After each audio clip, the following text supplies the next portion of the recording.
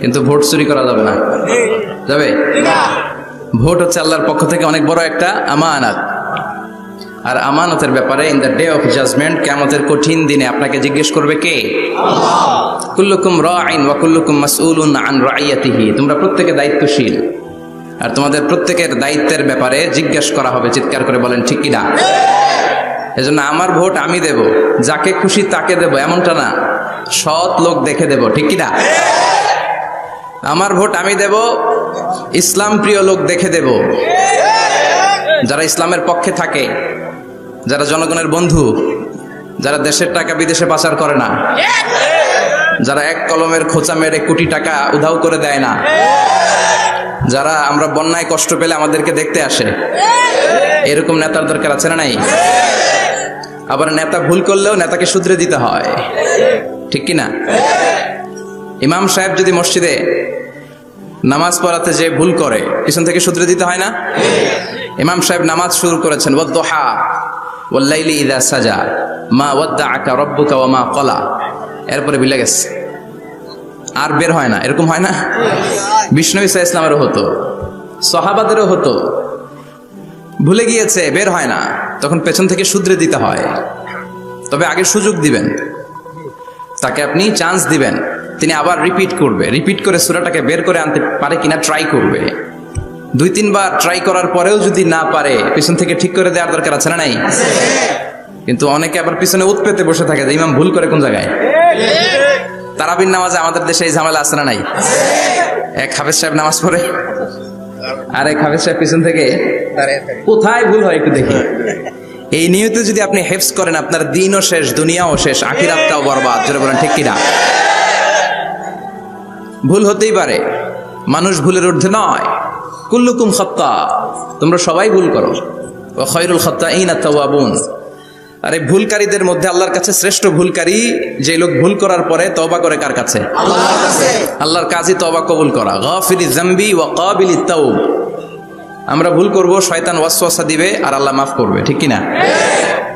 কি আল্লাহ আমরা পাইছি, উনি মাফ করার জন্য বসে থাকে 24/7, সপ্তাহের 7 দিন, মাসের 30 দিন, দিনের 24 ঘন্টা তিনি বসে থাকেন। কখন আমার বান্দা চোখের পানি ছেড়ে আমার কাছে ক্ষমা চায়, আর আমি আল্লাহ ক্ষমা করে দিব।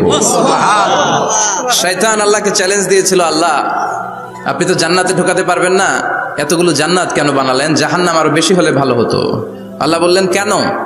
শয়তান বলে, আল্লাহ এই সবগুলার আমি ওয়াসওয়াসা দিয়ে, মুনাফিক বানিয়ে, নাস্তিক বানিয়ে জাহান্নামে ঢুকাবো।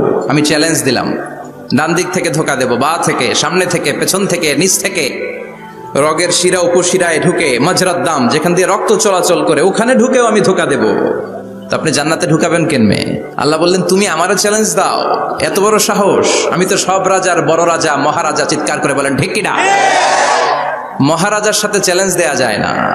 তুমি আমাকে চ্যালেঞ্জ দাও, ওকে ডান, আই টেক ইউর চ্যালেঞ্জ। আমিও তোমার চ্যালেঞ্জ নিলাম। তুমি আজীবন ধোকা দিবা, আজীবন তুমি গুমরা করবা, বেনামাজি বানাবা, জালিম বানাবা, কিন্তু আমার বান্দা কোনো তাফসীরুল কোরআনের মাহফিলে এসে, কোন এক ওয়াক্তের নামাজে মসজিদে ঢুকে, অথবা মাঝরাতে ঘুম ভেঙে গেলে তাহাজ্জুদের জায়নামাজে চোখের পানি ছেড়ে যখন ক্ষমা চাইবে, আমি সব গুনাহ মাফ করে দেব। তুই কি করবি? চিৎকার করে পড়েন আল্লাহু আকবার। এজন্য ভুল নাই এমন কোনো মানুষ নাই। ভুল হয়নি শুধু নবীদের, এজন্য তারা মাসুম। আহলুস সুন্নাহ ওয়াল জামাআর ইতিকাদ হচ্ছে নবীদের কোনো ভুল নাই, ঠিক কিনা? ছোটখাটো যে ব্যাপারগুলো ঘটেছিল সেগুলো আল্লাহ অবশিষ্ট থাকতে দেননি, সেগুলোকে আল্লাহ ঠিক করে দিয়েছেন। চিৎকার করে পড়েন সুবহানাল্লাহ। এজন্য ইমাম যদি ভুল করে, আপনারা পেছন থেকে চান্স দিবেন ওনাকে শুধরে নেয়ার, কিন্তু উনি শুধরে নিতে পারছেন না, তখন পেছন থেকে লোকমা দেওয়ার দরকার আছে না নাই? তো এই জন্য ইমাম যদি ভুল করে, পেছন থেকে শুধরে দিতে হয়। ইমাম শব্দের অর্থ নেতা। মসজিদের যিনি ইমাম উনি আমাদের নেতা, আর সমাজে যারা থাকে তারা কি কয়? পাবলিক। এরাও নেতা। সমাজের নেতা তো আরো বড় নেতা, ঠিক কিনা? নেতা যত বড়, ভুল করার সম্ভাবনাও তত। এজন্য মসজিদের নেতাকে যেমনি আমরা শুধরে দিয়েছি, সমাজের নেতারাও ভুল করলে শুধরে দিতে হবে। চিল্লায় বলেন ঠিক কিনা? এজন্য আপনার এই আমানত যে কোনো জায়গায় ব্যবহার করা যাবে না। যাকে মন চায় তাকে ভোট দেওয়া যাবে না। ভালো লোক দেখে। আমরা বিএনপি বুঝি না, আওয়ামী লীগ বুঝি না, জাতীয় পার্টি বুঝি না, জামাত ইসলাম বুঝি না, ঐক্যফ্রন্ট বুঝি না, কিচ্ছু বুঝি না। আমরা সাধারণ মানুষ বুঝি, যারা ইসলাম প্রিয়, যারা কোরআন প্রিয়, যারা আল্লাহকে ভালোবাসে, যারা জনগণের সুখে দুঃখে থাকে, তাদেরকে আমরা ভোট দিয়ে জয়যুক্ত করব। চিৎকার করে বলেন ঠিক কিনা? গোটা বিশ্ব পরিমণ্ডলে সৎ এবং ইনসাফ ভিত্তিক রাষ্ট্র পরিচালনার জন্য, বিশেষ করে বাংলাদেশের এই মুহূর্তে নেতৃত্বের যে চাহিদা এই রাষ্ট্রে রয়েছে এবং এই দেশের মানুষের সৎ এবং যোগ্য ব্যক্তির নেতৃত্ব পাওয়ার যে আশা রয়েছে, এর আকাঙ্ক্ষা পূরণ করতে পারে একমাত্র ইসলাম। ঠিক কিনা বলেন? ইসলাম ছাড়া বিকল্প কোনো পদ্ধতিতে মাজলুম মানুষের আর্তনাদ শোনার কেউ নাই। ইনসাফ প্রতিষ্ঠা ইসলাম ছাড়া আদৌ কোনোদিন সম্ভব হবে না।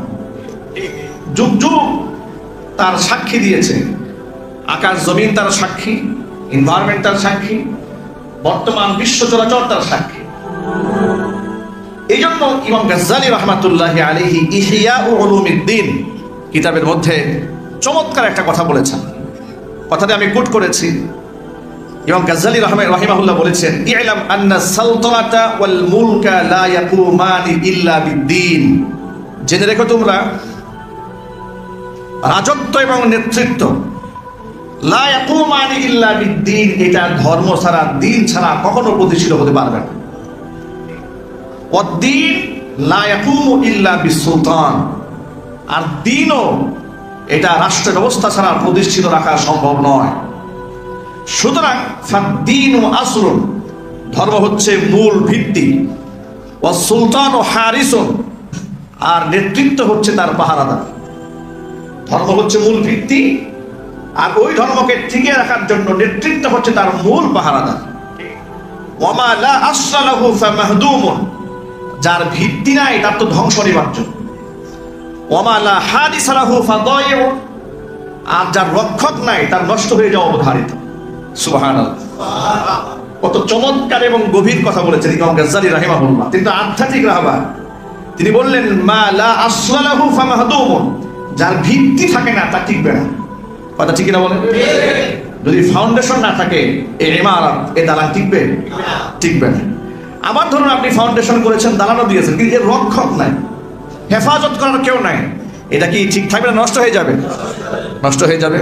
ইমাম গাজ্জালী রাহিমাহুল্লাহ নেতৃত্ব এবং দ্বীনকে এভাবে সমন্বয় করেছেন। তিনি বলেছেন দ্বীন ও আসলুন, দ্বীন হচ্ছে, এটা হচ্ছে ভিত্তিমূল একটা রাষ্ট্রের জন্য, আর রাষ্ট্র হচ্ছে সেই দ্বীনের পাহারাদার।